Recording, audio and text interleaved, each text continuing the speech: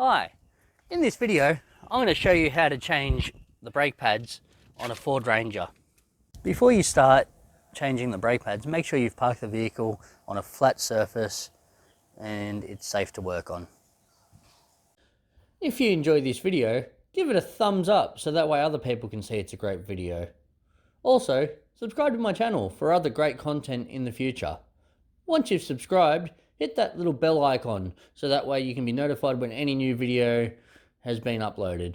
So the things you'll need besides new brake pads are a jack for jacking up the car, a torque wrench and a 19mm socket for undoing the wheel nuts and doing them back up to 115 Newton meters, a piece of wire to tie the brake caliper up when you're replacing the brake pads, a 13mm socket, a socket wrench and a small shifter to take out the bolts that are holding the brake pads in place, a small syringe for removing brake fluid, a piston compression tool for pushing the pistons back, and some brake grease so that way you don't have metal on metal contact. So once you have the vehicle on a flat surface, go ahead and chock the wheels that you're not working on. I'm using a brick, but if you've got suitable chocks, use them. So before I jack up the car, I'm just going to crack the wheel nuts so that way it's easier to undo them when I jack up the car.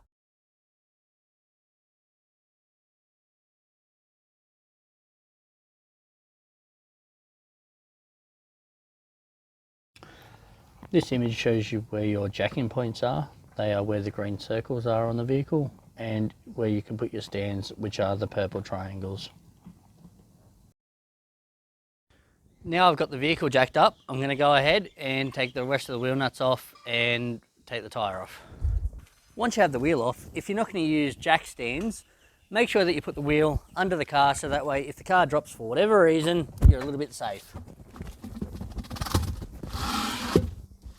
I'm going to start by using a 13mm socket and a small shifter to undo the top nut. So you've got a locking nut and a bolt that goes through, so now we're just going to crack it and just do it until it comes undone. Once you get to near the end of the thread, you can do it hand tight and remove the bolt. Once you undo the top bolt, you should be able to rotate the caliper back just so it's away from the brake disc. Just be mindful when you take the bottom bolt out that you don't want it suspended from the brake hose. So just be mindful that the caliper doesn't drop when you take it off. Now I'm near the end of the bolt. I'm going to support the weight of the caliper and take the bolt out. Once I've taken the bolt out, I'm going to slowly slide the calipers off and I'm going to move them up and sit them and up here and tie them off with a bit of wire so that way they can't go anywhere. So I'm just going to rest it to begin with, just so I can use both hands. Run the bit of wire through the bolt hole, lift it up a bit, and just tie it off, just so it's up out of the way. By moving the brake caliper out of the way, this now gives you access to the pads. Now there's two pads, one on the outside and one on the inside. To remove these away from the brake disc, all you got to do is just slide them forward. So they might be a little bit stiff to take out, but you can just pop them out. My pad isn't fully worn, so I won't be replacing this today. Now I'm going to take out the back pad.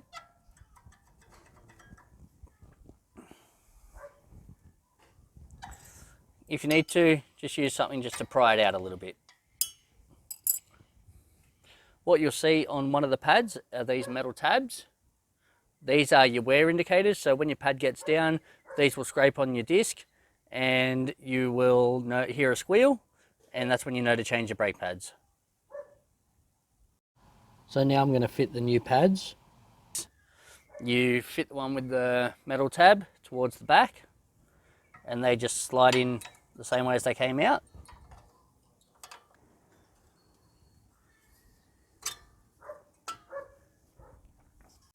You'll now see me slot in this front pad. You line up these grooves with these cutouts and it will just slide in once they're lined up. So you just push it back on the spring tab and it just slides straight in. Done. The next step you have to do is compress the pistons that push on the brake pads. So you untie your caliper, you drop it back down. These are the pistons that you'll be compressing with a piston compression tool. Some people say you can use a large screwdriver, but I preferably use a compression tool. They're inexpensive. But before you compress these, you need to remove some fluid out of the reservoir, the brake fluid reservoir. The reason for this, as your brake pads wear, mechanics usually top up the reservoir, so that way you've got a full reservoir. And if you compress this before removing some liquid out of the reservoir, the brake fluid will overflow out of the reservoir. It could hit the paint in your engine bay and it will dissolve paint. So make sure that you remove some fluid to make sure that it is not overflowing, and then once you put the new brake pads in, if you need to top it up, just keep it in the syringe and top it up then. What I'm going to do now is put the piston compression tool into place and slowly wind it in until the pistons are fully compressed. There is a bit of resistance on these. Once it starts moving back, it starts moving freely. So you want to do this with both pistons. Now that the pistons are fully retracted, you can now go putting the brake caliper back into place. Before you put the brake caliper back on, what you want to use is some synthetic lubricant. I use this on the inside of the piston, so that way it reduces the amount of metal on metal contact. So once you've got the grease on there, I'm going to go ahead and put the top bolt in. The reason why I do the top bolt, so that way it can just pivot down and it's just easier to locate the bottom bolt, because you've got easier access to the top bolt. So now I'm just going to slide that in. Now I'm going to go proceed and put the bottom bolt in. I won't do up any bolts until both of them are located, because if you do up one, you may not be able to locate the other. So now I'm just doing up the top one, just to nip it up a little bit more, and then you're right to proceed to the next step. So now it's near the end of its stroke. I'll just do it up until it's just nipped up tight, and that's it.